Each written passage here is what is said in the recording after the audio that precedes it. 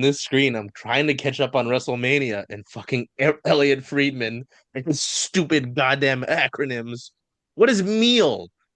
That was okay. That might be his best of all time. The meal wagon, Meal especially the wagon? wagon. The wagon is the best.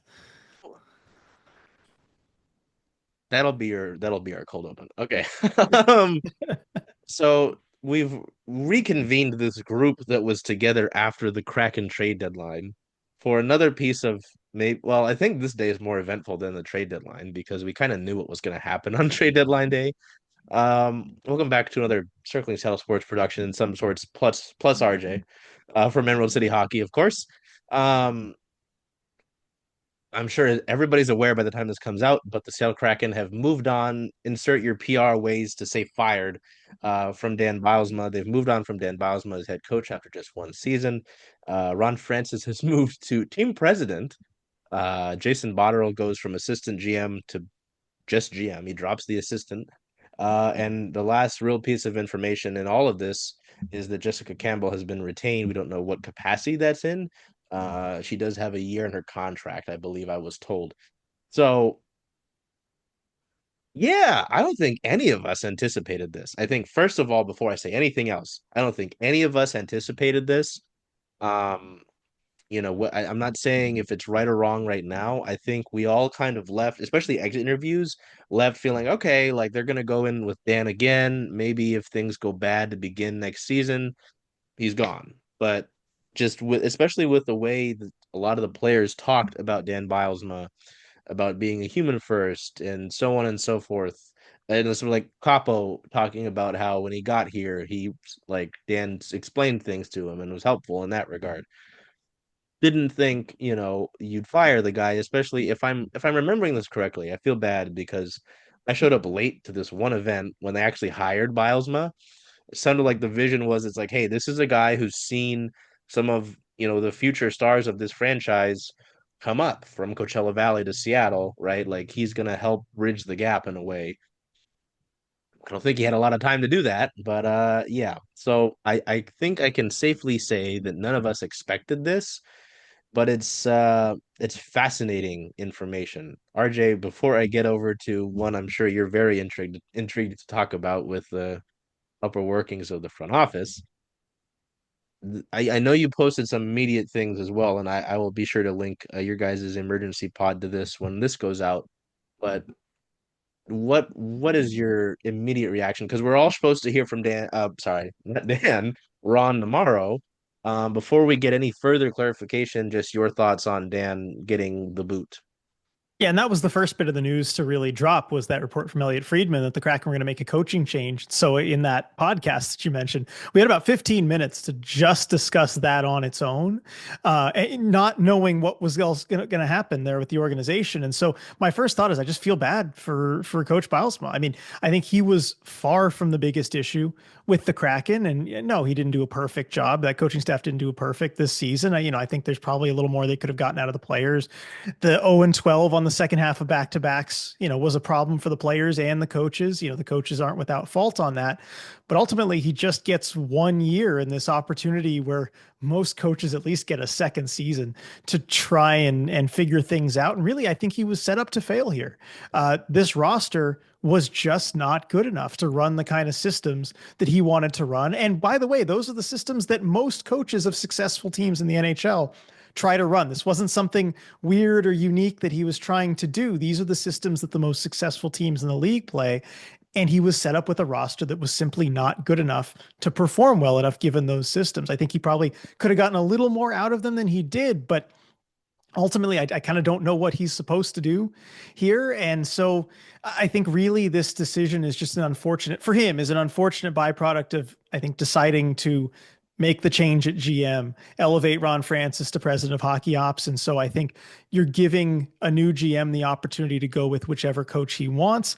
I think also, I think we have to address that rumor that came out last summer and was talked about a little bit earlier this season that maybe Bylsma wasn't Ron Francis's choice to be coach of the team. And so certainly in light of this news, especially with Francis staying in the organization, still can't speak for sure to whether or not that rumor is true, but oh boy, does every indication make it look like it was. And so if that's the case, if there was a split in the front office about which coach to go with, and the people who ended up sticking around, getting promoted, did not have their guy they wanted as head coach. It makes sense they'd want to get rid of him after the first year. And so I think it opens up a lot of questions about that rumor and how true it may or may not have been.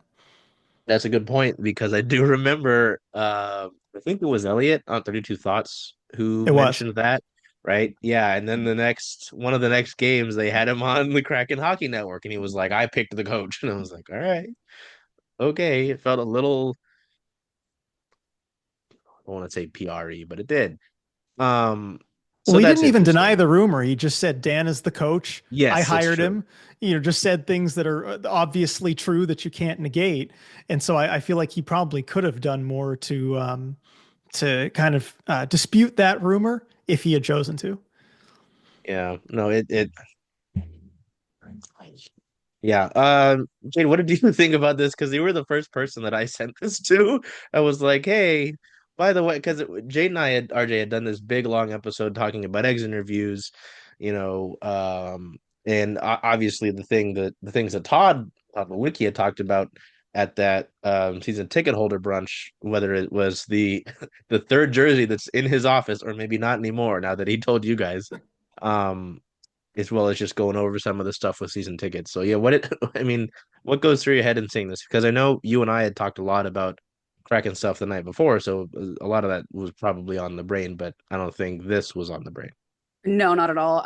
This was, I mean, shocking, kind of. I just don't, I agree with a lot of what RJ said, but I also just kind of don't think that the organization gave him enough time to work with the roster that he had. And, I think I tweeted this a little bit in response to people. Um, but he did his best given the players that he was given. And you can't make you can't like expect greatness, I guess. I think I texted this exact wording to you, but you can't expect greatness in uh this roster as it sits. And I think that, going through coach after coach, because now this is going to be the third coach in 3 seasons, that's not super great. That's a lot of like change for the team, obviously. And I know, teams change throughout the summer anyway, but it just feels like this was a little bit maybe rushed. It's that's something that I am intrigued about, um, especially with RJ to get your thoughts on this because yeah, I think that was the big thing for me when judging Dan Bylsma and putting him under the microscope is that like people were like, oh, the roster this year was better than last year. Like, okay, sure. That doesn't mean it's a good roster, right? Mm-hmm. Um, I just it yeah, yeah, I understand, and I think RJ, in your initial thoughts, you did say something like this. Like, I do understand, like especially going back to the quote that you guys put out. I guess this last sentence I'm stuck on is that Todd Lewicki said that we are going to be making some announcements coming up, and we're going to announce some things that are going to show that we're deeply committed to winning. That, and what Ron said in the team's official press release about the essentially the pressure to do better. Like, I can understand that. I can acknowledge that while thinking that Dan didn't get enough time or that this is maybe harsh on him, right? I feel like both things can be true in this regard. Yeah, I think so. I mean, with that statement too, which again may have hinted at these changes, we don't know how much was known about that at the time, but I think probably at least the Francis promotion and Botterill promotion to GM, that I would imagine they would have had an idea about that ahead of time, and that's might be what he was talking about, regardless of whatever decision was made on the coaching front. And we know from the past that Ron Francis kind of has his process that he goes through. We saw this last year where we talked to Hackstall, we talked to Uh, Francis, and at that point, Hackstall's future was still up in the air. And Francis said to us, we have this process of the exit interviews. We're going to evaluate things. That's going to take a little bit of time. It's going to like take a week, and then we're going to come to a decision to make sure it's all thought out. And that kind of fits the timeline that we're seeing here, where they had exit interviews last week. They probably deliberated it for a little while, and then they ultimately make the decision here to get rid of the coach. And I think, it's probably a similar looking process, given that Francis is still kind of at the top of everything. Yeah, the process is a good because yeah, I do. I think we all, those of us that were there last year, remember seeing that Hack was talking one day and Ron was talking another, and thought that was weird. I don't know if that was the immediate thought this year when knowing that we were going to talk to Ron tomorrow and having already talked to Dan, because their situations are different. But yeah, okay. Before because I want to get your thoughts on a change here and who would fit best. I do want to go through the list. Ron Francis to team president, which, if I'm correct, Todd held the team president moniker in addition to a few other titles. So I'm wondering, this is completely different. This is not something that you necessarily need to weigh on if you don't want to. But I'm wondering if Todd just loses that title, and keeps his other titles, or if he gets involved in something else. Obviously, the Oakview Group wants to bring an NBA team here, right? And there's other rumors about another hockey team around here. Don't know who put anything out about that. Um, but yeah, I think Ron is taking that title over from Todd. I could be wrong, but he moves over to team president, and Jason Botterill, assistant GM, moves to GM. I know you don't feel great about that per se. Um, so I would love your thoughts on it, but also, is it too early to judge Botterill? Because there's a lot of opinions that came out about his time in Buffalo, right? And I think you mentioned it in your initial thoughts that you put out that, there's a lot of dysfunction with the Sabres organization, so he shouldn't get paid for everything there. Um, yeah, just, your thoughts on the swap there, and is it too soon to judge Botterill? I mean, as far as the swap and the role there from Francis and Leiweke, I think even if there is a similarity in name there as far as president, I don't think there's going to be any kind of taking a role or overlap because I mean, Leiweke wasn't really involved in the hockey ops side. Those two things remain separate. That's business ops and hockey ops. And so I think any role that Ron Francis has, it might end up being president of hockey operations, which is normally the role that is given to a GM that is then promoted up out of that role. So I imagine that's what it would be called. And so it wouldn't really have anything to do with Todd Leiweke's role. So that's my guess there. Yeah. As far as the decision to do it, I mean, I think overall big picture, today showed that there is still some accountability in this organization that given the last two seasons, ownership is not content with what has happened. I think they're acknowledging here by making the big changes that that is not good enough and that change needs to happen. I am disappointed that Ron Francis seems to be immune from that accountability. I mean, how many GMs really get promoted with this kind of record that Ron Francis has? Usually when you see a GM promoted from GM to president of hockey ops, it's because there's so much success in the organization. They've had so much success, and usually there's an assistant GM that you feel you need to keep them on board. And the only way to keep them in the organization and prevent them from going and getting a GM job with another team is to elevate them to GM, elevate the GM to president of hockey ops, and you keep everybody happy and everybody involved. You see that happen with Colorado, with Joe Sakic going to president of hockey ops. You saw it in Vegas with George McPhee getting promoted there. You see it in Washington. You see it with teams that have had success, usually in one Stanley Cups. This feels like a different type of thing, given the results that the Kraken have had. So I am really curious about what Ron Francis's actual role is going to be. I think it's possible that they have him in a role where he is continuing to kind of oversee the culture of the organization, the things that he helped build from day one, from before the expansion draft, talking about the scouting staff, talking about the facilities, things in CV, all that sort of thing, where that remains his pure purview, where Jason Botterill gets to take over the day-to-day of being the GM and all the roster decisions and the roster moves. That's more the thing that I'm hoping for. We'll see how much input Ron Francis ends up having on the roster. That's something I'm very eager to ask about tomorrow when we talk to him. And I would imagine Botterill too, even though that hasn't been, no one's saying any of that officially, but I really want clarification on what that role is going to be. Cause I think if he is being promoted essentially out of hockey ops entirely, then I think that's a better solution and situation, because I just, given what he has created as far as a roster and a team position, he is the main person, the main architect of this situation that we have, where the team feels the need to make these big changes after 2 seasons of failure. And so I would rather him kind of be separate from the hockey ops. As far as Jason Botterill, I'll admit I am skeptical. I would have preferred an outside hire as GM. I think given that you're acknowledging these big changes have to be made in the organization, you might want somebody from outside who wasn't instrumental in creating this situation to be in charge. And so that's why I'd prefer an outside hire. But I am interested to see what exactly Bottrill was in charge of these last 4 years as an assistant Mm, GM. Sometimes assistant GMs have different roles. Sometimes they deal with the contract negotiations. Other times they deal more on the scouting side. And we don't have a ton of clarity as to what Bottrill's role actually was. So that's something I'm eager to ask about tomorrow. And as for judging him, is it too early to judge him? I'm going to make an effort to give him a fair shake because you mentioned the time in Buffalo, and I think his record in Buffalo was quite poor as a GM, but nobody has made that situation work really since. I think that's a very dysfunctional organization, and it starts at the very top with ownership. And so any GM that's going to be a part of that has to deal with the whole big picture. And so I think it's entirely possible that Bottrill could be a good GM and he was in a bad situation with bad ownership and a dysfunctional organization where nobody could succeed.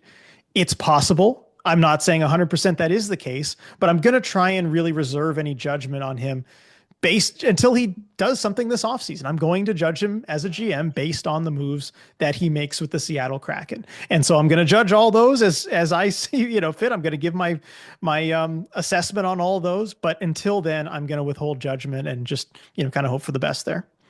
I do think it's very fascinating, like because I haven't thought anything past just this list of what has happened. Like he is going to have a good chunk of cap space to work with, and as we've all talked about since the trade deadline, right? A good chunk of cap space to deal with, and a nice little stockpile of draft picks. So like you have a sandbox to play in. You're not really too constricted per se. Um, I'm not expecting him to tear it all down, like a Lincoln log set, but it's certainly not an unideal situation for him to be thrown into. Um, all right, last sort of thing before I get coaching impacts, because there are names that both of you I'm sure would be interested in, and I half-heartedly say that because I know there's one that people have mentioned they don't want to see, and it's of a team that's just over the shoulder of Jayd back there in that gritty.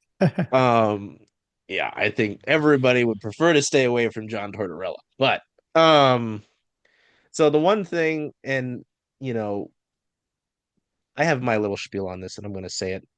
But Jessica Campbell's being retained. That's fine. That's great. Like, love Jess. Get that out of the way. The calls for her to be named the head coach, I just don't think are realistic. Um, Again, great. Like, I do think she's a solid coach for his, whatever certain parts of the internet will say. Um, I don't think that's reality, right? Like if they're talking about winning now and making moves to win, what tells me that Jessica Campbell, will fully elevate them, right? I mean, I feel like if they were in a different situation and they needed a clean slate, right, and they weren't saying, "Hey, we're committed to winning. We're going to show you that." Sure, let her mold this team and create that sort of situation. But I also feel like it's a lot to ask. So I want to say that because as much as we have championed that, I don't think it's realistic. At least not right now. Um, so uh I don't know. Is there any thought of like because you mentioned and I forgot to bring it back up, but you mentioned, a general manager is going to want their head coach. That's how it goes in sports. Is there any thought of what happens with Jess now? Because I mean, she does have the year left on her contract. Um, And if you are a new general manager and you're bringing in a new head coach, typically they bring in their staff, right? So I don't know. RJ, I'll go with you, and then Jayd, I can have you wrap that up. Do you have any thoughts on what what Jess's role will look like? Will it be the same assistant coach role? Will they do something else? Like I don't. you know? Yeah, I imagine the title won't change. I think she'll still be an assistant coach and just on whatever new coach's staff. I don't know whether the role will change. If it was up to me, I think it would. I would kind of have her lean more on the skills development side. Like, I mean, that's really her specialty. That's why Dan brought her on as an assistant coach. And she did take on the role of at least being half in charge of the power play this past year. And the power play was not good at all. And so I think she and Bob Woods, they kind of take the blame for that. They're in charge of the power play. And so what I'd really like to see is the new coach bring on a power play specialist, somebody who has a proven track record of coaching a successful power play at the NHL level, and maybe take that responsibility off of Jess. She can, she can learn from that coach and kind of observe and maybe be ready for it. But that's the one change that I would make in her role. But I really think it'll depend on the new coach and where the organization as a whole kind of sees her being. But I imagine she'll still be an assistant coach. Imagine she'll still be on the bench. And hopefully any head coach that they would bring in would be able to find a good role for her. I agree a lot with that. My only concern is bringing in a head coach that then chooses to not keep her, or like, can't find a spot for her behind the bench. And so I guess that's my only major concern, because obviously, they can retain her for now, but that's not a guarantee that that'll stay the same way once they do name a coach. So that's, I guess, my only other thought. Yeah, no, and that's something that popped into my head. It was like, okay, you're like, again, this is all reports, right? We know, I think the only thing for sure the organization has made official is that Dan's gone, right? And these are all reports though that come from very reputable people, so I'm not downplaying that. Um, I just am intrigued to see, yes, they bring in a head coach who says, I don't know if I've got a spot for you, I've got my people. So, that leads us, well, and then there's the other part of it. Oh, that's very funny. Ah, there you go. That's very Your funny. phone knew. I'm the head coach, actually. Will you be keeping Jess on the staff? Yeah, of course. RJ, I don't know about. He's got a lot of thoughts. I don't know if he'll mesh well with our team president Too many very thoughts, I well. think. Yeah. We'll be putting a Bath and Body Works in the arena. And we'll bring in someone else that will tell you why I'm bringing that in. Bring in Dylan. No, I don't know. It's also interesting too because with this other hockey team that is potentially coming here, people are By the thinking way, about. congrats on the scoop with that. I don't know what you're talking about. I don't know what you're talking about. Yeah, it's interesting. I mean, I think it'll be great to have that, but okay, no, actually, I'm going to ask that. Do you think that would be a good role for Jess to take over that head coaching spot? Because I don't believe she has had a head coaching role. So, because it goes back to the whole thing about people wanting her to be the Kraken head coach. I think maybe in a, I don't know, I don't know. That's an interesting. It's an interesting exercise to think about because I don't know who's available, and I'd certainly think that um should be another. It would be a great situation. But yeah, I don't know. I don't know if I want to open that Pandora's box. We'll go to other coaches instead. It's very fascinating to compare the NHL's coaching carousel, right, with the other leagues. And someone used that in an argument today that like, hey, it's competitive, like this is a good thing. I was like, I don't know. Is it a good thing? Just how quickly head coaches in the NHL can go. Um, if you want to touch that, you can. But what's the what's the next option here? Because there's a lot of I remember last year there was talk about David Carl. If I'm saying that wrong, please correct me. But You it got it right. looks like Carl. There's an E at the end, so it scares me. Um, I believe the Canucks have put a new contract on the table of Rick Tocchet, and is they're not picking up his option. Um, I don't know. I don't know where they go from here. So yeah, RJ, if you want to touch the thing about coaches in the NHL not lasting more than a few years, feel free. Because I know last year when this happened and seeing the other, how the other dominoes shook out, people were like, oh, so we just shuffled chairs here. Um, yeah, you can have your thoughts on that because I know you've seen it happen for a while. And then whatever you who I know it's we don't have any real indication right now. outside of the Greg Wyshynski tweet about Laviolette, right? Um, yeah, I'd want your best take on who you'd think would be the next guy, and then Jayd, I can have you pick up on that. All right. So as far as the coaches not lasting a while in the NHL, I think it's just that guys tend to respond better. Players tend to respond better to a new voice in the room. It seems like the reason teams do this, it's a copycat league and it just gets results. I mean, Mm, the fact that you've had so many, even cup winners over the last decade have guys that were, changed middle of the season, right? Where you make a coaching change. I mean, you look at Jim Montgomery and the Blues this year going on the run that they did, like making in-season coaching changes and or changing up new coaches, having coaches on their first season with a new team. You look at Paul Maurice in Florida since he took over. It seems to give teams a jolt if you do it correctly. And so I think lots of teams will try and do that because it has worked for other teams in other situations. As far as who would be best for the next Kraken coach, if I could pick anybody who's a realistic candidate, of course, I'd love to just, mm, grab a John Cooper off of Tampa. But, if I could, or pick even a Barry Trotz out of Nashville's GM job, but you can't do that. So mm, if I could pick anybody realistic, I would probably go with David Carl. Because I think I mean, he's super sought after by lots of teams. It seems like he's a fantastic candidate, but also because he would seem to kind of fit with, I think, what the realistic timeline is for this Kraken build too. He isn't that mm, kind of, hardo type of coach who's going to get the most, like Torts is on the extreme of one end where he's going to get you probably to the, he'll get you as close to the playoffs as possible year one, but that message is going to wear out really quickly. And I think David Carl has the ability to grow with this group, grow with the young players. I don't know mm. why he would take the Kraken job. I think he's going to have a lot of better options, but if I could pick anybody, he would be my pick given their realistic timeline, I think, for contending. Otherwise, I think if they want to go for, quicker, more win now type of approach, which it wouldn't surprise me if they did. You mentioned Rick Tocchet. I think he would be a good option for that sort of thing.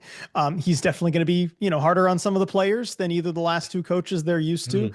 But I do think the Kraken probably needs somebody who, at least to more of an extent, is going to whip this group into shape. We've seen two different coaches with two fairly different approaches as far as how they handle the players, but they're both, I think, really, if you do this, the spectrum of, kind of harsh to lenient, I think they're both probably more on the lenient player friendly side as far as accountability with Coach Dan and Coach Dave Haxtell. And I think you probably want somebody who's a little bit more on the other side of the spectrum there, because we've seen this group just does not respond to the other kind of coach. And so you Yeah. could change the group up massively and maybe hope that works. But if you're going to make another coaching change, like if you still want the type of coach that, is a little more player friendly, why not just keep Dan around for another year, given that you're going to kind of keep the same type of people in charge elsewhere in the organization? This should tell me that you're looking for a different type of coach. But I think overall, you want to go for somebody, and I think this would be a franchise first. You want to go for somebody who actually is sought after by other organizations. I think you look at the previous two hires they've made in Dave Haxtell and Dan Bylsma. Was anybody really approaching those two? Were they in high demand at all? Well, I mean, the Haxtell hire kind of came out of nowhere, and I mean, no other teams are really looking at him, right?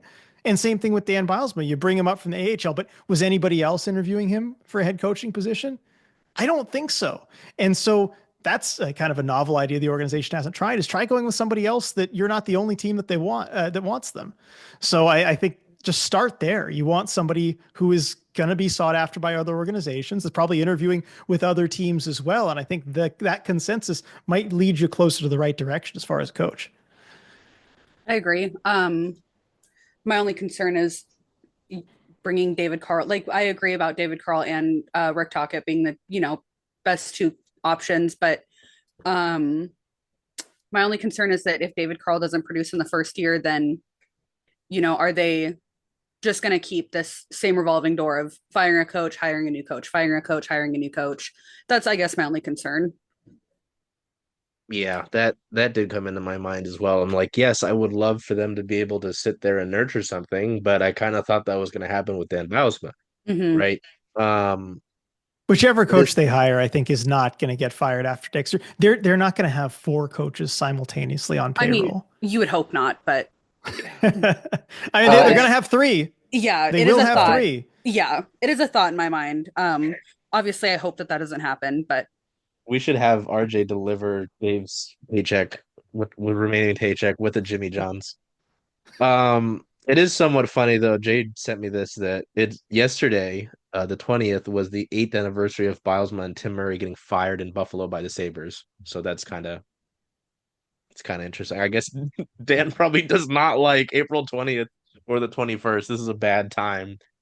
Yeah, man. I don't know. It's just always it's this is such a I've said this before, I think, to you guys as well as other people in the sports scene here in Seattle. The Kraken going into this offseason, before any of this mess, were always going to be the most interesting team to me because of the cap space available and the picks and this consensus, this idea that they need to improve, you know, to be a competitive team next year. They can't, you know, have a repeat of the last 2 years. And we said that after last year, they can't have a repeat of what just happened. So they're already going to be interesting. They're more interesting now. It's almost like you're rebuilding. I know people don't like that word. Um, eh, I don't know if I want to use that word because you are like retooling. You're getting a new coach. You're gonna need to get a star, right? Like I don't know. They're interesting, man. So yeah, no, it's always whenever shit like this hits the fan, literally. Um, it's nice to bring RJ on because RJ's been such a big help for me. Since we started doing Kraken stuff. And we're all gonna have, I'm sure, a lot of questions going into tomorrow, and I hope that we have more answers after we hear from Ron tomorrow than questions. But I don't know. I guess quick hitter. How confident are you that we're gonna get like some legitimate like answers and clear direction coming out of tomorrow? Well, I think we'll certainly get some clarity. I mean, I'm going to ask as far as just what the roles are, for everybody. I'm sure they'll try and be clear about that and tell us what the roles are. I'm going to ask about what Botterill's role was as assistant GM. I'm sure they'd have no reason not to tell us that. I think we're going to get a lot more clarity out tomorrow. We're going to have probably some new questions to be asked, but I'm sure we'll have a lot of answers as well. And so, I'm feeling pretty optimistic about tomorrow, like being able to learn more. And I know we just did our emergency pod today, but I feel like we're probably going to have another, hours worth of talking that I could do with you or with Dylan or whatever, just based on the answers tomorrow. I'm sure we'll get plenty. And I think that's because we got a good media group that's going to ask some good questions. So I shouldn't ask him about Rowdy Tellez. Probably not. Probably not. I mean, you could ask me about it because I was wrong Have on TV. have you given hold on, I'm gonna change that subject. Have you tried giving Ron a Jimmy John's yet? Because No comment. shit. Yeah, I don't know. It's an interesting time right here. We're not gonna be bored over the summer, I don't think, in I'm a terms of lot more Kraken excited stuff. to cover this team over the summer and next season than I was a day ago. I'll say that I, much. I think we have a lot to look forward to, you know, and I was talking to Jayd about this on our show last night with the draft lottery just to see what the hell they're going to be where they're going to be picking, the draft itself, free agency, the rookie and dev camps, whatever, when we get to see the children again. So, yeah, they are kids, all right? They're like, well, I said this earlier when it happened, but the WHL was tweeting about their playoffs a few weeks ago, and it was like the kid line. I'm like, no, they're all kids. Stop. Like, there's no, that doesn't exist. The They're older all ones are kid like line. 2 years younger than you. Anyway, that'll end it. Till we see you next time. Yeah, we'll probably do something after Ron's thing because, it's gonna be one of the more interesting ones and because what did we talk about last year? I mean, I think we asked about Dave and potentially, yeah, because you mentioned that he has to go through his process, right? But I feel like this year's availability with Ron and probably Botterill. I wonder if we'll get anybody from. I wonder if we'll get Todd or something, right? Yeah, Um, I'd have to imagine. I mean, they haven't announced or anything yet, but I'd have to imagine Botterill will be there tomorrow, I right? have to think so. So yeah, we'll see. We'll probably see you tomorrow, folks. So yeah, you never know. Sports don't sleep. It's time. I'm tired, You RJ. This is certainly don't. terrible. I'm tired. All right. Well, until we see you next time, take care of yourselves. Be well. Do whatever you can to make today a great day. Hey, Charles. Hey, Jen. Hey, where are you going to watch all those Kraken away games? Kraken away games, making a push. I was thinking of coming here just because Rough and Tumble is the home of Circling Seattle Sports, only if that's okay with you. I mean, I love that idea. Hope to see you here.